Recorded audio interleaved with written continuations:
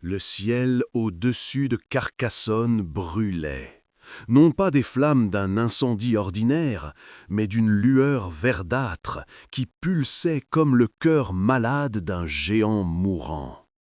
Guillaume de Montbru serra plus fort la hampe de sa hallebarde, ses articulations craquant avec l'effort, et sentit la peur froide lui mordre les entrailles. 52 hivers avaient blanchi sa barbe et courbé son échine, mais jamais il n'avait vu pareille chose. « Capitaine !» La voix du jeune Arnaud tremblait. « Les brumes montent des remparts sud !» Guillaume se retourna, les genoux protestant contre le mouvement brusque. Effectivement, des volutes de brume grise s'élevaient des pierres millénaires de la citadelle, s'enroulant autour des tours comme des serpents affamés. Dans cette brume, des formes bougeaient, des formes qui n'avaient rien d'humain.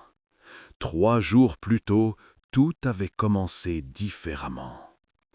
Guillaume avait toujours été un homme simple. Fils d'un tanneur de Toulouse, il avait rejoint la garde vicomtale à 20 ans, non par ambition, mais parce que les odeurs de la tannerie lui donnaient la nausée. Pendant 3 décennies, il avait gravi lentement les échelons, non par héroïsme, mais par simple endurance. Les autres mouraient, tombaient malades ou partaient chercher fortune ailleurs. Guillaume restait, toujours. Sa femme Mathilde était morte de la fièvre 6 ans auparavant, emportant avec elle le seul éclat de chaleur qui avait jamais illuminé son existence. Leurs 2 fils servaient dans des garnisons lointaines. Guillaume ne les avait pas vus depuis 2 ans. Il ne s'en plaignait pas. C'était ainsi que tournait le monde. Maintenant, à 52 ans, il commandait la garde de nuit de Carcassonne, une position modeste pour un homme modeste. Il supervisait une 12aine d'hommes, la plupart jeunes et inexpérimentés, qui patrouillaient les remparts pendant que les honnêtes gens dormaient. Ce soir-là, 3 nuits avant que le ciel ne s'embrase, Guillaume effectuait sa ronde habituelle quand il avait entendu les cris. Il provenait de la tour sud, là où les remparts donnaient sur la vallée brumeuse de l'Aude. En arrivant, il avait trouvé le jeune Bertrand, blanc comme un linceul, pointant un doigt tremblant vers les ténèbres. « Quelque chose bouge dans la brume, capitaine, des ombres, des centaines d'ombres. » Guillaume avait scruté l'obscurité, plissant ses yeux fatigués. Au début, il n'avait rien vu que les brumes habituelles qui montaient de la rivière. Puis, lentement, il avait distingué les formes.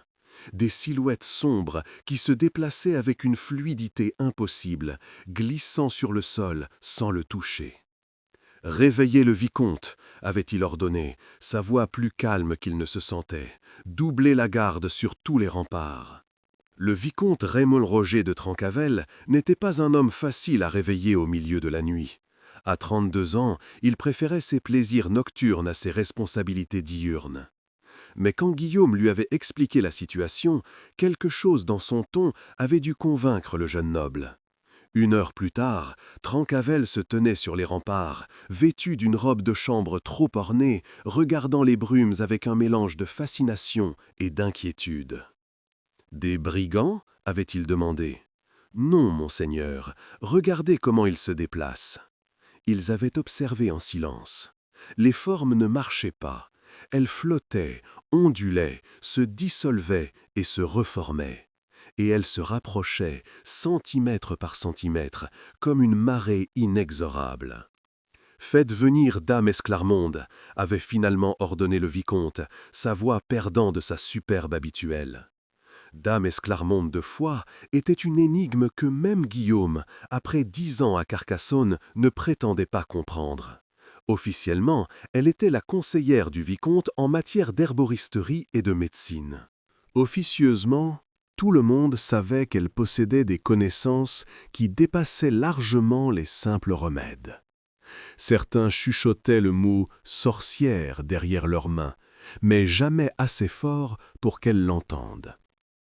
Elle était apparue 1 heure plus tard, enveloppée dans une cape noire qui faisait ressortir la pâleur de son visage.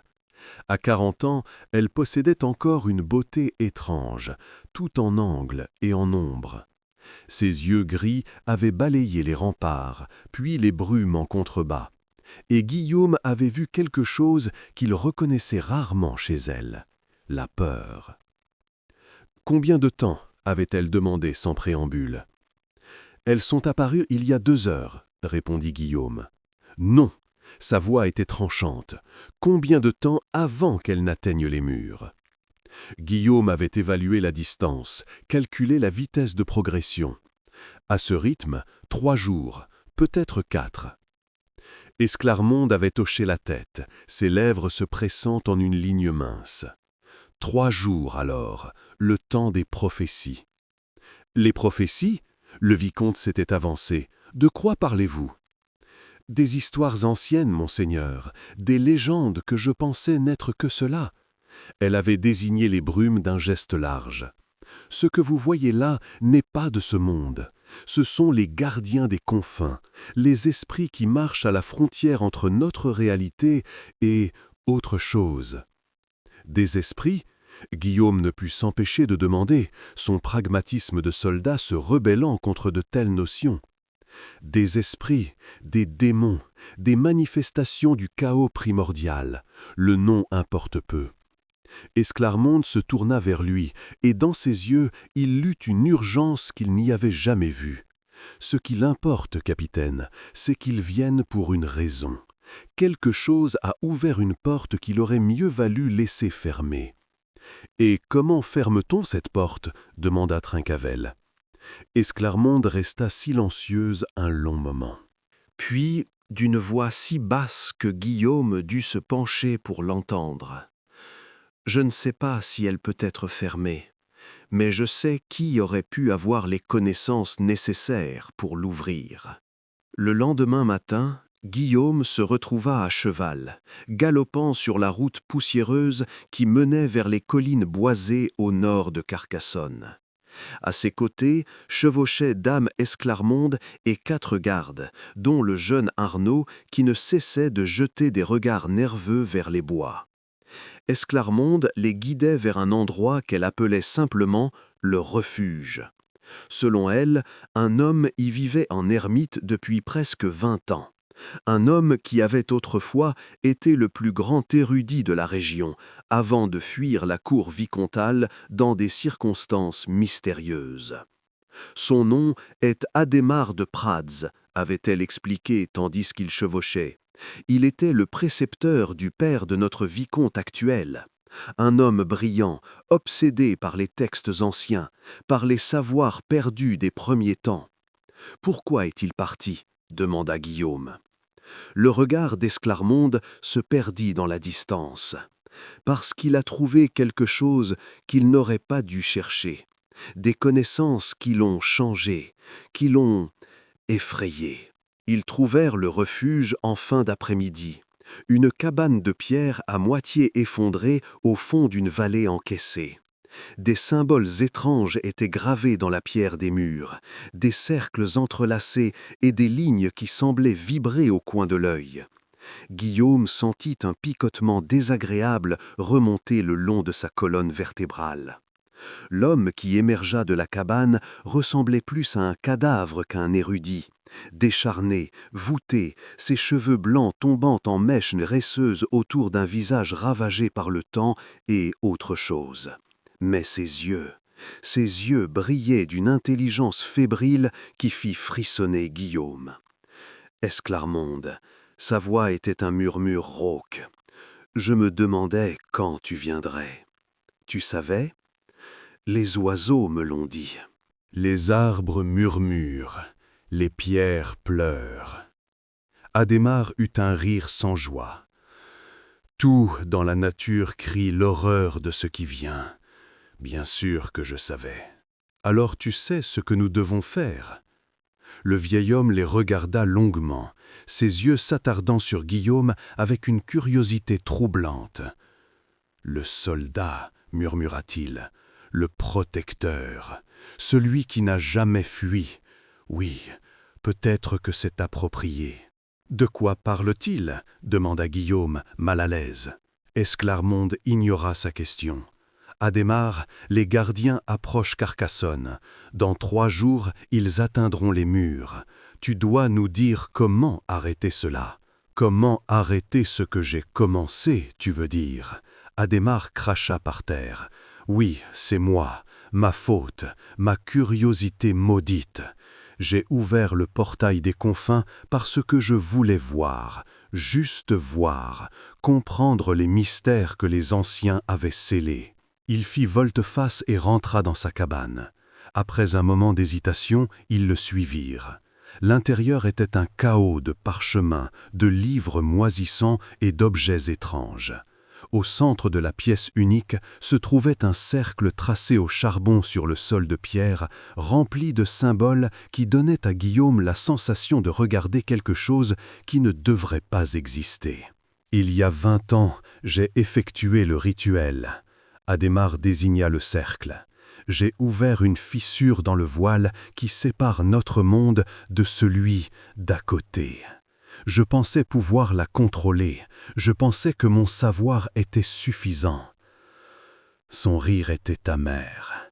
J'étais un imbécile arrogant. « Mais tu l'as refermée, dit Esclarmonde. La fissure ne s'est pas élargie pendant toutes ces années. Je l'ai colmatée, scellée avec des sortilèges de fortune et ma propre force vitale.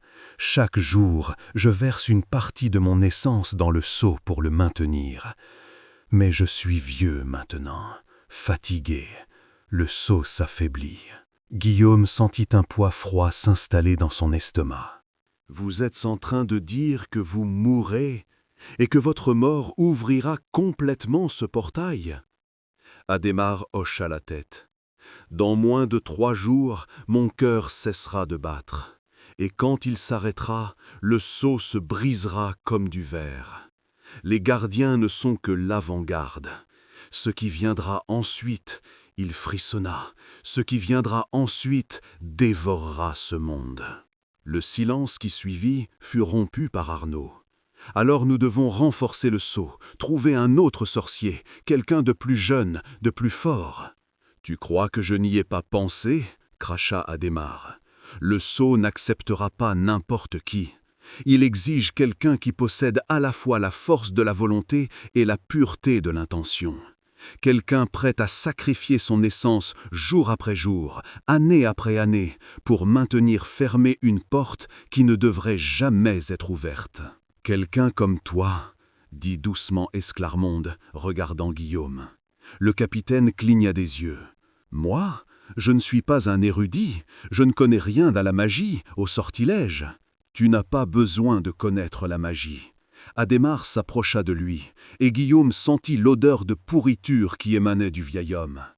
Le sot ne demande pas de savoir, il demande de la constance, de l'endurance, la capacité de rester à son poste quand tout le monde fuit. Et cela, soldat, c'est tout ce que tu as fait pendant 52 ans. Guillaume recula d'un pas. Non, il doit y avoir une autre solution, un autre moyen. Il n'y en a pas. La voix d'Esclarmonde était douce mais inflexible. J'ai cherché pendant des années, depuis que j'ai découvert ce qu'Adhémar avait fait. Il n'existe aucun rituel pour fermer définitivement le portail. Seulement des sceaux temporaires qui demandent qu'un gardien les maintienne. Alors trouvez quelqu'un d'autre, la voix de Guillaume se brisa. Je ne suis qu'un vieux soldat. J'ai une vie simple, oui, mais c'est ma vie. Je ne vais pas la sacrifier pour réparer l'erreur d'un fou. Ta vie? Adhémar eut un rire cruel. Quelle vie? Ta femme est morte. Tes fils t'ont oublié. Tu passes tes nuits à marcher sur des remparts froids, attendant une mort aussi banale que ton existence. Est-ce vraiment une vie que tu chéris tant? Guillaume sentit une rage chaude monter en lui. Sa main se porta à la garde de son épée. « Comment osez-vous » ? Il ose parce qu'il dit la vérité. Esclarmonde s'interposa entre eux. Une vérité cruelle, mais néanmoins vraie. « Guillaume, je ne peux pas t'ordonner de faire cela. Personne ne le peut. Mais je peux te dire ce qui arrivera si tu refuses. » Elle se dirigea vers la porte de la cabane et désigna les collines au loin. Dans 3 jours, les gardiens atteindront Carcassonne. Ils passeront à travers les murs comme s'ils n'existaient pas. Chaque homme, femme et enfant dans la cité sera dévoré. Pas tué, dévoré. Leurs essences aspirées dans le vide entre les mondes. Et ce ne sera que le commencement. De Carcassonne, ils se répandront. Toulouse, Narbonne, toutes les cités du Languedoc tomberont. Puis le royaume entier. Puis le monde. Guillaume ferma les yeux. Il voyait les visages de ces hommes. Le jeune Arnaud avec ses 20 ans et ses rêves de gloire. Bertrand qui avait une jeune épouse et un bébé en route. Tous les gardes qu'il commandait, tous les citoyens qu'il protégeait sans même y penser. « Combien de temps ?» demanda-t-il enfin, sa voix à peine audible. « Quoi ? Combien de temps devrais-je maintenir le sceau jusqu'à ma mort ?» Adhémar hocha lentement la tête. « Oui, jusqu'à ta mort naturelle, et même alors, tu devras trouver un successeur avant de partir. Le sceau ne peut jamais être abandonné. Montrez-moi. » Le rituel de transfert eut lieu à l'aube du lendemain. Guillaume n'avait pas dormi de la nuit, tournant et retournant sa décision dans son esprit. À plusieurs reprises, il avait failli sceller son cheval et fuir. Mais chaque fois, il pensait aux visages, aux innocents qui ne savaient rien de portail ou de gardien, qui dormaient paisiblement dans leur lit, confiants que les murs de Carcassonne les protégeraient. Adhémar avait tracé un nouveau cercle à l'extérieur de la cabane, plus grand et plus complexe que celui à l'intérieur. Il avait expliqué ce qui allait se passer.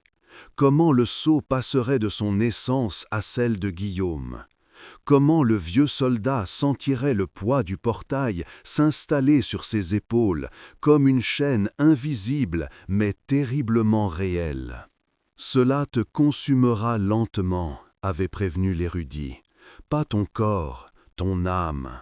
Année après année, tu sentiras une partie de toi s'effilocher, se dissoudre dans le maintien du sceau. Tu ne seras plus jamais vraiment libre. Même dans le sommeil, une partie de toi devra rester vigilante. » J'ai compris. Guillaume s'était déshabillé jusqu'à la taille et était entré dans le cercle. Le sol de Caire était froid sous ses pieds nus. Adhémar avait commencé à chanter dans une langue que Guillaume ne reconnaissait pas, une langue qui semblait faire vibrer l'air lui-même. Puis la douleur était venue. Ce n'était pas une douleur physique, c'était quelque chose de plus profond, quelque chose qui touchait le cœur même de son être. Guillaume sentit quelque chose d'immense se déverser en lui, un poids écrasant qui menaçait de le briser. Il tomba à genoux, hurlant sans s'en rendre compte. Il vit le portail, non avec ses yeux, mais avec une partie nouvellement éveillée de lui-même. Une fissure dans la réalité, béante comme une bouche affamée, d'où s'échappaient des tentacules de néant qui cherchaient à s'étendre. Et autour de cette fissure, fragile comme une toile d'araignée, le sceau, un réseau complexe de forces qui retenait les bords du portail, les empêchant de s'élargir davantage. Guillaume comprit qu'il était maintenant lié à ce sceau, qu'une partie de son essence coulait constamment dans son maintien, qu'il ne pourrait jamais s'en défaire, pas tant qu'il vivrait. Quand le rituel prit fin, il resta prostré dans le cercle, tremblant et en sueur. Esclarmonde s'agenouilla près de lui, posant une main fraîche sur son front. « C'est fait, » murmura-t-elle. « Les gardiens ?» réussit-il à articuler. « Regarde. » Guillaume leva les yeux vers la vallée. Au loin, les brumes qui avaient approché Carcassonne s'étaient arrêtées. Les ombres qui s'y mouvaient semblaient hésiter, comme confuses. Puis, lentement, elles commencèrent à reculer, à refluer vers l'endroit d'où elles étaient venues. « Le sceau est renforcé, » expliqua Esclarmonde. « Ta force vitale est plus puissante que celle d'Adhémar mourant. Les gardiens le sentent, ils savent que le passage reste fermé. » Guillaume voulut se sentir soulagé, mais tout ce qu'il ressentait était un vide immense. Derrière lui, il entendit un râle. Adhémar était tombé, son corps squelettique recroquevillé sur le sol. Sans le fardeau du sceau, son corps épuisé avait simplement abandonné. « Il est en paix maintenant, » dit Esclarmonde doucement. « Son tourment est terminé. Et le mien commence. » Le voyage de retour vers Carcassonne fut silencieux. Guillaume chevauchait comme dans un brouillard, conscient du nouveau poids qu'il portait. Il sentait le portail constamment maintenant, une présence froide au fond de son esprit. Il savait que cette sensation ne le quitterait jamais. Quand ils atteignirent la cité, le soleil se couchait, projetant des ombres longues sur les remparts. Le vicomte Trencavel les attendait, entouré de sa garde personnelle. « Alors, demanda-t-il, quand Guillaume mit pied à terre. « C'est fait, monseigneur, la menace est contenue. »« Contenue, pas éliminée ?»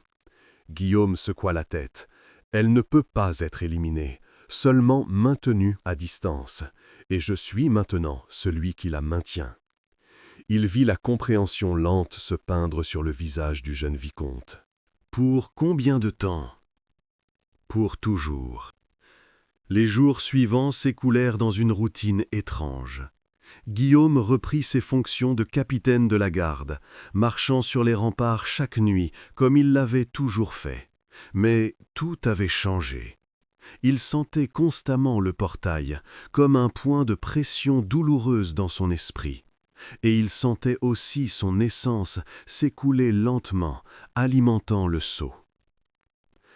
Esclarmonde venait le voir régulièrement, apportant des infusions d'herbes qui, disait-elle, l'aideraient à supporter le fardeau. Elle lui enseignait des techniques de méditation, des moyens de partitionner son esprit pour que le maintien du sceau ne consume pas totalement sa conscience. « Tu apprendras à vivre avec, » lui dit-elle un soir, alors qu'ils se tenaient ensemble sur les remparts, regardant les étoiles. « Le fardeau ne deviendra jamais léger, mais tu t'y habitueras. »« Je ne veux pas m'y habituer, » répondit Guillaume amèrement. « Je veux ma vie d'avant, ma vie simple et vide. » Était-elle vraiment si précieuse ? Tu l'as dit toi-même, tu attendais simplement la mort. Au moins, c'était ma mort à attendre, pas celle du monde entier. Esclarmonde se tourna vers lui, et dans la lumière des torches, Guillaume vit quelque chose qu'il n'avait jamais remarqué auparavant. De la tendresse, de la compassion. « Tu te trompes sur un point, Guillaume. Tu n'attends pas la mort du monde, tu la retardes. Chaque jour que tu maintiens de sceau est un jour de plus de vie pour des milliers de personnes. Des enfants qui grandissent, des amoureux qui se trouvent, des vies qui se déploient. Tout cela existe parce que tu es resté à ton poste. Je n'ai pas eu le choix. Tu as toujours eu le choix. Tu aurais pu refuser, fuir, laisser quelqu'un d'autre porter ce fardeau. Qui ? Esclarmonde sourit tristement. Exactement. Il n'y avait personne d'autre, seulement toi, l'homme qui reste toujours.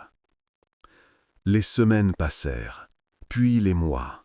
Guillaume s'adapta à sa nouvelle réalité, apprenant à fonctionner avec une partie de lui-même constamment tournée vers le portail. Ces hommes remarquèrent le changement en lui. Il était plus silencieux, plus distant, mais aussi plus attentif, comme s'il voyait chacun d'eux avec une clarté nouvelle. Un soir de printemps, 6 mois après le transfert du sceau, le jeune Arnaud vint le trouver. « Capitaine, puis-je vous parler ?» Guillaume hocha la tête. Ils s'assirent sur un banc de pierre, regardant la ville endormie en contrebas. « Que se passe-t-il, mon garçon ?» Arnaud hésita. « On raconte des choses, sur ce qui s'est passé l'hiver dernier, sur les brumes et ce que vous avez fait. Que raconte-t-on exactement ? Que vous nous avez sauvés, que vous avez accepté un fardeau terrible pour protéger la cité. » Arnaud leva les yeux vers lui. « Est-ce vrai ?» Guillaume resta silencieux un long moment, puis il dit simplement « Oui. » Pourquoi ? Parce qu'il n'y avait personne d'autre. Mais vous auriez pu refuser, vous auriez pu... Fuir? Guillaume eut un rire sans joie. J'ai passé 52 ans à ne pas fuir, Arnaud. Ce n'était pas le moment de commencer. Le jeune garde regarda ses mains. Je veux être comme vous. Non, tu ne le veux pas. Si, je veux être le genre d'homme qui reste, qui fait ce qu'il doit être fait, peu importe le coût. Guillaume posa une main sur l'épaule d'Arnaud. Alors apprends ceci. Rester n'est pas toujours héroïque. Parfois, c'est juste têtu. Parfois, c'est parce que tu es trop fatigué pour faire autre chose. Et parfois, il s'interrompit, cherchant les mots justes. Parfois, c'est parce que tu as vu trop de gens partir, et tu ne veux pas être encore un de plus. Je ne comprends pas. Tu comprendras, avec le temps. L'été arriva, chaud et oppressant. Guillaume sentait le portail pulser plus fort, comme si la chaleur renforçait d'une certaine façon l'appel du néant. Il dut redoubler d'efforts pour maintenir le seau, sentant son essence s'écouler plus rapidement. Esclarmonde vint le voir un soir, son visage grave. « Le seau s'affaiblit, dit-elle sans préambule. Je sais, je le sens. Ce n'est pas ta faute, c'est la nature du portail. Il teste constamment, cherche constamment les faiblesses. Et avec le temps, même le gardien le plus fort s'épuise. Que suggères-tu? Il existe un moyen de renforcer le sceau, temporairement, mais cela demande un sacrifice supplémentaire. Guillaume ferma les yeux. Bien sûr que oui, dis-moi. Esclarmonde expliqua. Il existait un rituel, ancien et dangereux, qui permettait de lier plus profondément l'essence du gardien au sceau. Cela le renforcerait considérablement, mais au prix d'une accélération du drainage. Les années de vie de Guillaume seraient raccourcies, consumées plus rapidement dans le maintien du portail. « Combien de temps me resterait-il » demanda-t-il. « Difficile à dire. 10 ans peut-être, 15 si tu es fort. Et sans le rituel, le sceau continuera de s'affaiblir. Dans 5 ans, peut-être moins, il ne tiendra plus. Le portail s'ouvrira. » Guillaume rit amèrement. « Donc mon choix est de mourir dans 10 ans ou de laisser le monde mourir dans 5. Je suis désolé. Ne le sois pas. Ce n'est pas ta faute, c'est la mienne. J'ai accepté ce fardeau. Je vais le porter jusqu'au bout. » Le rituel eut lieu par une nuit sans lune. Esclarmonde avait préparé tout ce qui était nécessaire, traçant des cercles complexes dans la terre du jardin intérieur de la citadelle. Cette fois, Guillaume savait à quoi s'attendre, mais cela ne rendit pas l'expérience moins terrible. Quand le rituel fut terminé, il se sentit simultanément plus fort et plus fragile. Le sceau était puissant maintenant, solide comme de l'acier. Mais il sentait aussi la connexion plus profonde, la façon dont sa vie même était maintenant entrelacée avec le maintien du portail. Chaque battement de son cœur servait 2 maîtres, lui et le sceau. Les années passèrent, Guillaume vieillit rapidement, son corps se voûtant davantage, ses cheveux blanchissant complètement. Mais il resta à son poste, marchant sur les remparts nuit après nuit, veillant sur Carcassonne avec une vigilance qui ne faiblissait jamais. Ses hommes le révéraient maintenant. Arnaud était devenu son lieutenant, un jeune homme compétent qui avait appris à lire dans les silences de son capitaine. Les nouvelles recrues écoutaient les histoires sur l'hiver où les brumes étaient venues, où le vieux capitaine de Montbrun avait sauvé la cité d'une façon que personne ne comprenait vraiment. Guillaume ne démentait pas les rumeurs, mais ne les confirmait pas non plus. Il accomplissait simplement son devoir, jour après jour, année après année. Un soir, 7 ans après qu'il eut pris le fardeau du sceau, Esclarmonde le trouva effondré sur les remparts. Son cœur battait irrégulièrement, son souffle était court. Elle le fit transporter dans ses appartements, où elle le soigna avec tous les remèdes à sa disposition. « Le sceau te consume trop rapidement, » murmura-t-elle, son visage ridé par l'inquiétude. Tu ne tiendras pas encore 3 ans à ce rythme. » Guillaume sourit faiblement. « Alors je suppose que je dois commencer à chercher un successeur. »« Comment peux-tu plaisanter ? Que veux-tu que je fasse, que je me lamente ? J'ai toujours su comment cela finirait. » »« Tu n'as pas peur ?» Guillaume réfléchit à la question. « Non, étrangement non. J'ai eu peur de beaucoup de choses dans ma vie, de la pauvreté, de l'échec, de la solitude. Mais de la mort, non. La mort sera juste un repos, et Dieu sait que je suis fatigué. » Esclarmonde prit sa main, ses yeux brillants de larmes non versées. « Tu as été plus courageux que n'importe quel chevalier, Guillaume. Tu as porté un fardeau qu'aucun héros de chanson n'aurait accepté. Les héros de chanson sont des imbéciles. Ils cherchent la gloire. Moi, j'ai juste cherché à faire ce qui devait être fait. » Les 2 années suivantes furent difficiles. Le corps de Guillaume se détériorait rapidement, tandis que le sceau exigeait toujours plus. Il passait désormais la plupart de ses journées alité, ne se levant que pour effectuer les patrouilles nocturnes qu'il refusait d'abandonner. Arnaud avait pris en charge la plupart des responsabilités quotidiennes de la garde, mais Guillaume insistait pour continuer ses rondes. C'était devenu plus qu'un devoir, c'était devenu qui il était, le gardien, celui qui reste. Par une froide nuit d'hiver, 9 ans après avoir pris le sceau, Guillaume sut que son temps était presque écoulé. Il pouvait sentir son cœur faiblir, sentir le fil de sa vie se tendre jusqu'à presque rompre. Mais il sentait aussi quelque chose d'autre, une présence qui s'approchait du portail. Pas les gardiens cette fois, quelque chose de différent. Il fit appeler Esclarmonde. Elle arriva rapidement, suivie d'Arnaud et de plusieurs autres gardes. Le vicomte Trancavel, maintenant un homme d'âge mûr, vint également, son visage grave. « Le portail, » murmura Guillaume, « quelque chose essaie de passer. »« Quoi ?» demanda Esclarmonde, son visage blanchissant. « Je ne sais pas, mais c'est puissant, beaucoup plus puissant que les gardiens. »« Peut-être est-ce le moment, » dit une voix nouvelle, une voix que Guillaume ne reconnaissait pas. Un homme entra dans la pièce, grand, droit, avec des cheveux noirs striés de gris. Ses yeux étaient d'un bleu glacial et il émanait de lui une aura de pouvoir qui fit reculer instinctivement les gardes. « Qui êtes-vous » demanda Trancavel, sa main allant à son épée. « Mon nom est Géraud de Cabaret. Je suis un chercheur, comme l'était Adhémar.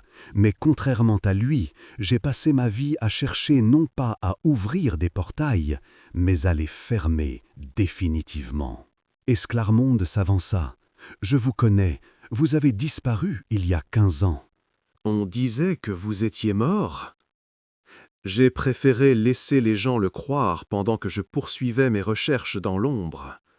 Géraud se tourna vers Guillaume. « J'ai entendu parler de ce que vous avez fait, capitaine, de votre sacrifice.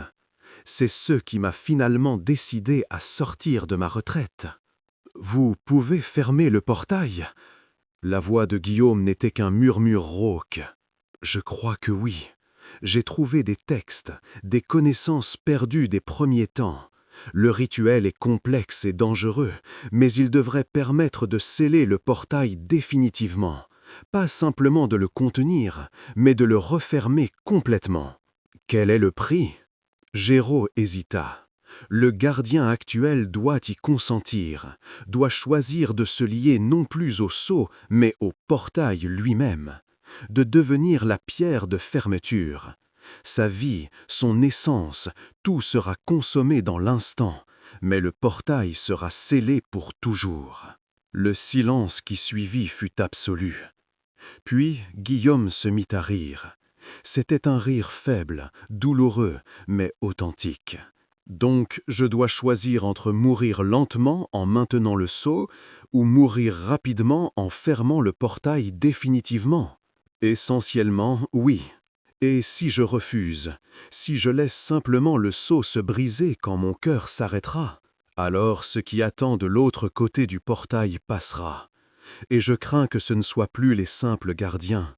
C'est quelque chose d'ancien, quelque chose d'affamé, quelque chose qui consommera ce monde en quelques jours. Guillaume ferma les yeux. Il était si fatigué, si terriblement fatigué. 9 ans à porter ce fardeau, 9 ans à sentir son essence s'écouler goutte à goutte dans le maintien d'un seau qui finirait par céder de toute façon. Mais maintenant, on lui offrait une porte de sortie. Non pas une fuite, mais une fin qui aurait du sens. Combien de temps ai-je pour décider?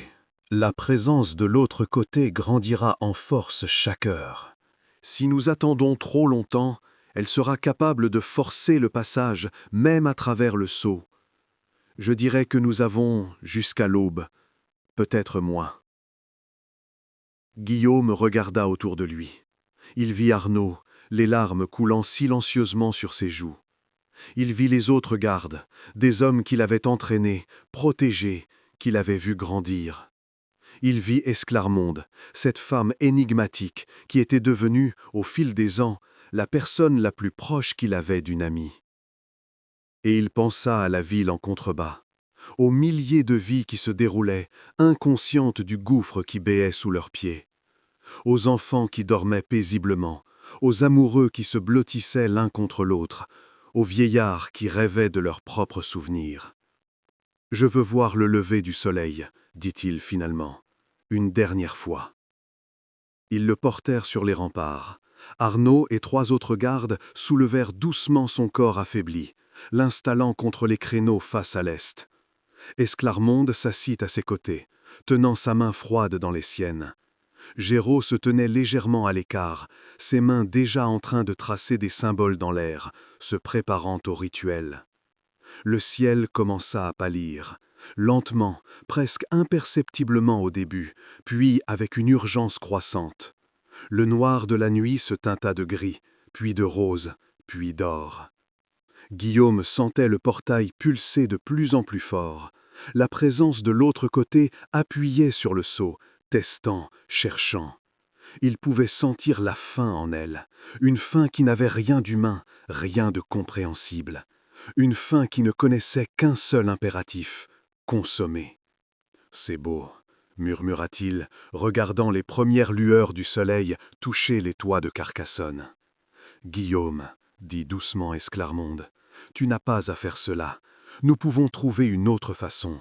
Nous pouvons... » Non. Il serra sa main faiblement. Il n'y a pas d'autre façon. Et tu sais quoi? Je suis en paix avec cela. J'ai passé ma vie à rester à mon poste. C'est approprié que je finisse de la même manière. Il se tourna vers Arnaud. « Tu vas prendre le commandement de la garde. Tu es prêt, plus que prêt. »« Capitaine, je... » »« Non, écoute-moi. Tu m'as dit autrefois que tu voulais être comme moi. Maintenant, je vais te dire ce que cela signifie vraiment. Ce n'est pas la gloire, ce n'est pas l'héroïsme. C'est juste être là, jours après jours, faire ce qui doit être fait, même quand c'est difficile, même quand c'est douloureux, même quand personne ne regarde. Les larmes coulaient librement sur le visage du jeune homme maintenant. Je vous promets, je resterai à mon poste. Je sais, Guillaume sourit, c'est pour ça que j'ai confiance. Le soleil touchait maintenant l'horizon, une boule de feu qui embrasait le ciel. Guillaume sentit quelque chose se briser en lui. Le seau vacillait, son essence presque épuisée. Il n'avait plus beaucoup de temps. « Géraud, appela-t-il, c'est le moment. » L'érudit s'approcha, ses mains traçant des motifs complexes. « Le rituel va commencer. Quand je prononce les derniers mots, tu devras accepter consciemment le transfert. Dire oui avec ton cœur, ton esprit et ton âme. Comprends-tu? » « Je comprends. » Guillaume. Esclarmonde se pencha, embrassant doucement son front ridé. « Merci pour tout. » Ce fut un honneur, murmura-t-il. Toutes ces années, protéger cette ville, ces gens, ce fut finalement un honneur. Géraud commença à chanter. Les mots étaient dans la même langue ancienne qu'Adhémar avait utilisée, il y avait si longtemps. Mais cette fois, le chant était différent, plus profond, plus final. Guillaume sentit le changement immédiatement. Au lieu de maintenir le sceau à distance, il sentait maintenant qu'on l'attirait vers lui, vers le portail. Sa conscience s'étendait, touchant les bords de cette fissure dans la réalité. Il vit ce qui attendait de l'autre côté, un néant affamé. Une absence de tout ce qui faisait le monde. Et au milieu de ce néant, la présence. Elle était immense, ancienne au-delà de toute compréhension. Et elle le vit. Pour la première fois depuis qu'il avait accepté le fardeau, Guillaume eut vraiment peur. Cette chose était si vaste, si puissante. Comment pourrait-il l'arrêter ? Comment son essence pitoyable pourrait-elle sceller une porte contre une telle force? Mais alors, il sentit autre chose. Derrière lui, autour de lui, des centaines de présences. Les gens de Carcassonne, ils dormaient, vivaient, aimaient, inconscients de ce qui se passait sur leurs remparts. Mais ils étaient là, réels, tangibles, vivants. Et Guillaume réalisa qu'il n'était pas seul. Chaque vie qu'il avait protégée pendant 9 ans, chaque personne qui avait survécu grâce à son sacrifice, était une part de ce qu'il défendait. Il n'était pas juste un vieux soldat fatigué, il était le gardien, le protecteur. Et ce rôle le rendait plus fort que n'importe quelle créature du néant. « Acceptes-tu » La voix de Géraud résonnait comme un tonnerre. Guillaume de Montbrune, 52 ans quand il avait pris le fardeau, 61 ans maintenant, regarda une dernière fois le soleil levant. Il pensa à Mathilde, à ses fils qu'il ne reverrait jamais. Il pensa à tous les couchers et levers de soleil qu'il ne verrait pas. Puis il pensa à tous ceux qu'il avait protégés, à Arnaud et ses rêves, à tous les enfants qui grandiraient, à toutes les vies qui continueraient. « Oui, dit-il simplement. J'accepte. » Le monde explosa en lumière. Guillaume sentit son essence se déverser dans le portail, non pas pour le maintenir ouvert, mais pour le sceller. Son âme même devint la pierre angulaire, la clé qui fermait la serrure. La présence de l'autre côté hurla, une vibration qui fit trembler les pierres des remparts, mais elle était trop tard. Le portail se refermait. Centimètre par centimètre, la fissure dans la réalité se rétrécissait, scellée par la force vitale d'un homme qui avait passé sa vie à rester à son poste. Les dernières pensées de Guillaume furent étrangement paisibles. Il se sentait se dissoudre, son essence se dispersant dans l'acte de fermeture. Mais, au lieu de la terreur qu'il avait imaginée, il ressentait une satisfaction profonde. Il avait terminé. Son devoir était accompli. Il pouvait finalement se reposer. La lumière s'adoucit. Le portail était fermé. Sur les remparts de Carcassonne, le corps de Guillaume de Montbrun s'affaissa contre les créneaux. Arnaud se précipita, cherchant un pouls qu'il ne trouva pas. Le jeune homme serra le corps de son capitaine contre lui, sanglotant ouvertement. Esclarmonde resta immobile, ses yeux fixés sur l'horizon où le soleil continuait de se lever, indifférente au drame qui venait de se jouer. Elle sentait l'absence maintenant, l'absence du portail. Pour la première fois depuis qu'elle avait découvert son existence, elle ne pouvait plus le sentir. Il était vraiment fermé, vraiment scellé. « Est-ce fait ?» demanda Trencavel, sa voix brisée. « Oui, » répondit Géraud, s'appuyant lourdement contre un créneau. Le rituel l'avait épuisé. Le portail est fermé, définitivement cette fois. Guillaume a donné tout ce qu'il était pour le sceller. Aucune force, quelle qu'elle soit, ne pourra le rouvrir maintenant. Le vicomte s'agenouilla près du corps de Guillaume. Il était un héros, le plus grand que j'ai jamais connu. Non, dit doucement Arnaud, relevant les yeux rougis. Il n'était pas un héros. Il était un gardien. Il y a une différence. Quelle différence? Les héros cherchent la gloire. Les gardiens font simplement leur devoir, jour après jour, sans fanfare, sans reconnaissance, jusqu'à la fin.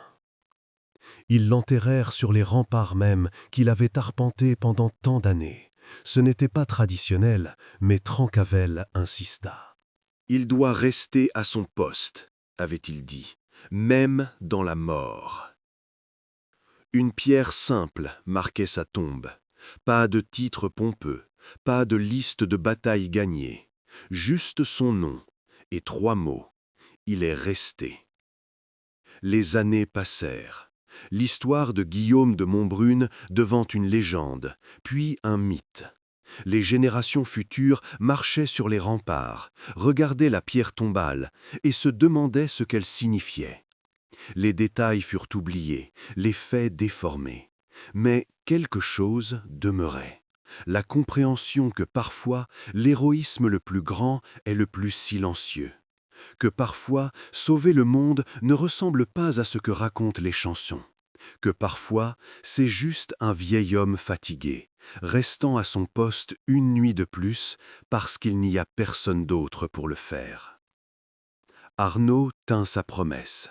Il resta capitaine de la garde pendant 40 ans, formant une nouvelle génération de gardiens. Et chaque soir, quand il effectuait sa ronde, il s'arrêtait devant la tombe de Guillaume et murmurait « Je reste ». Esclarmonde vécut encore 20 ans après la mort de Guillaume. Elle continua son travail d'herboriste et de conseillère, mais quelque chose en elle s'était éteint cette nuit sur les remparts. Elle parla rarement de ce qu'il s'était passé, mais ceux qui la connaissaient bien voyaient parfois une tristesse dans ses yeux. Le jour de sa propre mort, elle demanda à être enterrée près de Guillaume. Sa dernière volonté fut respectée. 2 pierres côte à côte sur les remparts de Carcassonne, le gardien et la sage-femme qui l'avait guidé. Géraud de Cabaret disparut après l'enterrement de Guillaume. Certains disaient qu'il était parti chercher d'autres portails, d'autres menaces à neutraliser. D'autres pensaient qu'il était simplement retourné à ses études, ayant accompli ce qu'il était venu faire. Personne ne le revit jamais. Et Carcassonne prospéra. Les années devinrent des décennies, les décennies des siècles. La ville grandit, changea, s'adapta au temps nouveau. Mais les remparts demeurèrent, solides et inchangés, témoins silencieux de toute l'histoire qui s'était déroulée sur leurs pierres. Parfois, lors de nuits particulièrement claires, les gardes qui marchaient sur les remparts juraient voir une silhouette sur les créneaux. Un vieil homme voûté, appuyé sur une hallebarde, regardant la ville endormie en contrebas. Et quand il s'approchait pour voir de plus près, il n'y avait personne, juste le vent qui sifflait à travers les pierres et le clair de lune qui projetait des ombres étranges. Peut-être était-ce leur imagination, peut-être était-ce juste le jeu de la lumière et de l'obscurité, ou peut-être que certains gardiens ne quittent jamais vraiment leur poste, peut-être que même dans la mort, ils continuent de veiller. Parce que c'est ce qu'ils ont toujours fait, parce que quelqu'un doit rester, parce que c'est ce que signifie vraiment être un gardien.